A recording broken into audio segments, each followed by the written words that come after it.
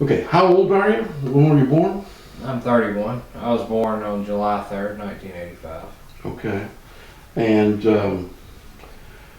where were you born? Here in Mississippi someplace? I was born in Memphis, Tennessee. All right.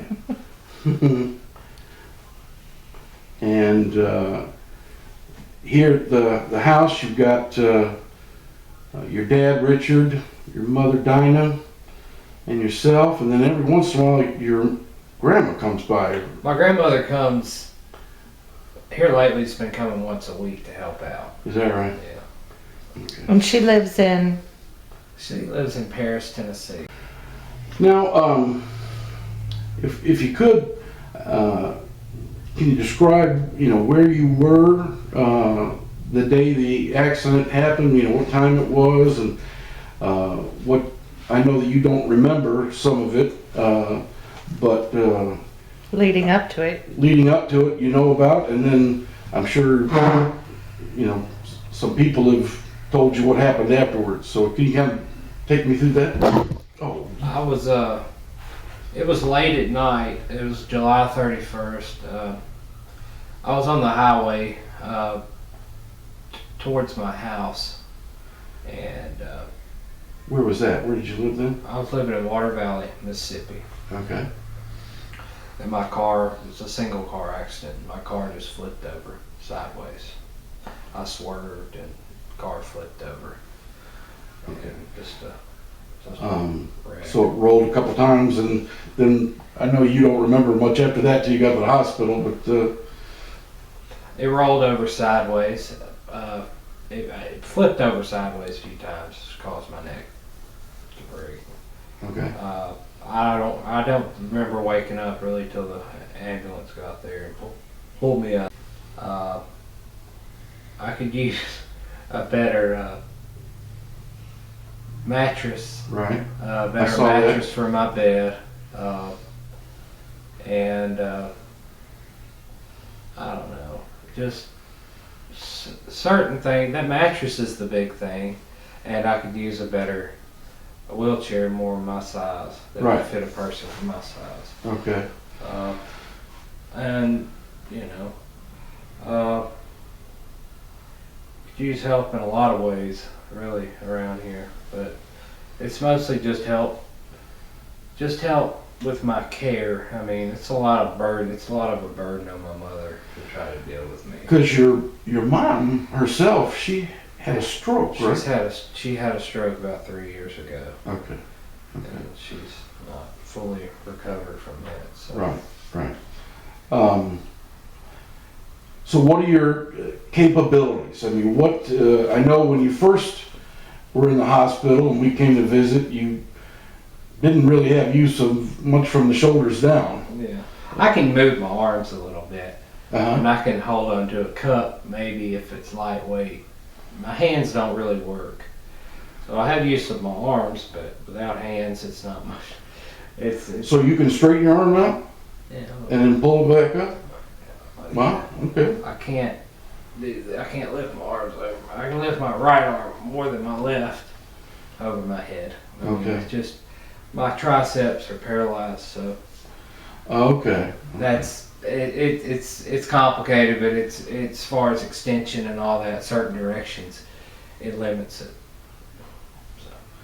Okay. And your lower body, legs, no I'm feeling? paralyzed pretty much from right here down, all the way down. I'm paralyzed.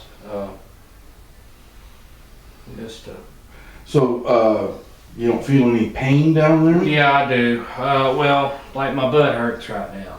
Uh-huh. It's weird. I don't have feeling, but I feel certain things like, cause I'm on my butt, on my bottom all the time. Right. So Right. I do feel. And that's one of the other, if I remember you telling me, the big differences in the seats, right? The What was the cushion. difference? I need it's called a Roho cushion for to sit on. It kind of, the air in the cushion transfers I can't really transfer weight, so Yeah. my butt just it starts hurting. It's like I'm Okay. sitting on my bone. And that was in the wheelchair you had at the Met. At the in the chair that you had at the hospital and this chair? What are they? Well, height of the chair at the hospital was set quite a bit higher. It had, see how my legs are tied together here? Yeah, yeah. Tied together. Well, the one at the hospital had stabilizers for my legs, so it kept them straight and kept them apart, and didn't have to tie them together to keep them from spreading all the way out. The seat set up higher in the back. It was just a more stable chair for somebody. Right, because what do you weigh right now? Or you, About 210, 215, Okay. 215. So. yeah, and that chair was made for a woman that was 130, 40 pounds, maybe. So I can see where, you know, it looks like it's kind of narrow too. Yes, it is. So it's pretty narrow. Yeah, it's pretty narrow. It's pretty small. I guess the thing I noticed too is that you've got those foot pegs as low as they can go without them starting to hit the floor. Yeah. Yeah. And your knee, I'm looking here at your left knee, and it's up. So I mean, your knee is higher than your waist. Mm-hmm. Yeah, it's supposed to be a straight 90. And it needs to be straight. Yeah, yeah, I can see that. Okay. We're getting ready to talk about the need for a full-time caregiver. Mm-hmm. Talk about that because of Why I need one? why. Yeah, the limitations. Kind of talk about. Well, I weigh 215 pounds, and I've got to stay off of my butt as much as I can, keep from getting a bed sore. So I've got to be turned from one side to the other, and it takes a toll on somebody. Mm-hmm. Just lifting me up and pushing me around in bed and turning me over to. With the paralysis, I don't have control of my bowels, and I have to wear a diaper, so I have to be changed every once in a while. I don't get up now till he gets home in the afternoon, because it's just my mother, and she can't work the Hoyer lift and put me in a chair. Okay. And your dad gets home, what? About 6-ish. 6 o'clock? So you're in the bed from when you go to bed, which is usually, what, 11? I'm in the bed by 9:30. I'm not up at 3 hours a day, probably. Okay. Okay. I'm up longer on weekends. Say that again? I'm up longer on weekends. Right, because your dad's here to help you, Get me up. get you up. That's right now, so. Right, right. But it would be great to have a caregiver to be able to Help that. because, I mean, you prefer to be up. You don't really want to stay in the bed that long. No. Yeah. It's not good for me, and it's not good for my therapy. We'll talk about therapy. Are you getting any now, or? No, not unless I do it. Not unless I do it on my own. Okay. Because I don't have therapists or anybody to come out to do that type of work. And so the prognosis for improvement is diminished because you're not having to go through the therapy? Yeah, it's probably diminished a little bit, but it helps. Therapy helps. Therapy helps. But a lot of my paralysis is just is my nerves have got to grow back. I mean, and they grow back like an inch every 6 months. So a lot of it's just they've got to grow back to where I have feeling. And that way, once I get more feeling, then I can do more therapy to improve on that feeling and get more back. But I would think that you would want to be doing therapy so that your muscles don't, what is that called, atrophy, or, so that you still have strength in them. Yeah, but you're... And that involves somebody working your legs and on. Yeah, it does, but it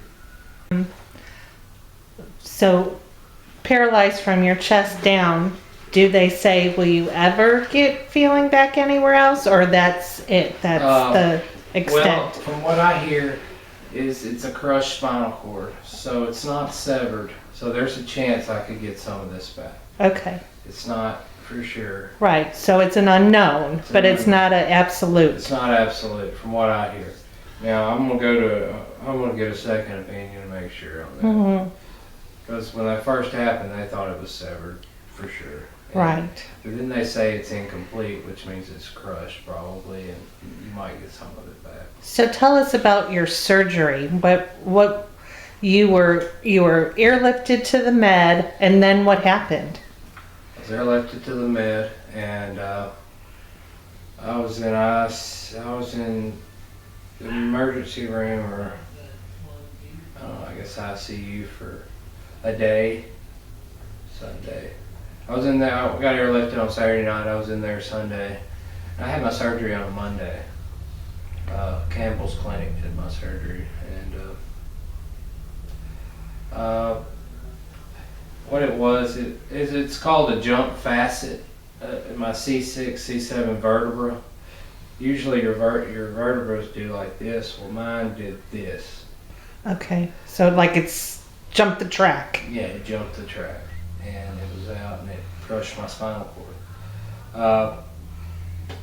And so they put a special halo on my head and put me in a room on like the Sunday and tried to straighten out those vertebrae Okay. before surgery. Was that painful? Yeah, it was painful. I couldn't get any pain meds because my blood pressure was so low. Okay. But it was painful, and what they did during the surgery, after they got those as straight as they could, is they put screws in my neck, Okay. and that's what they did.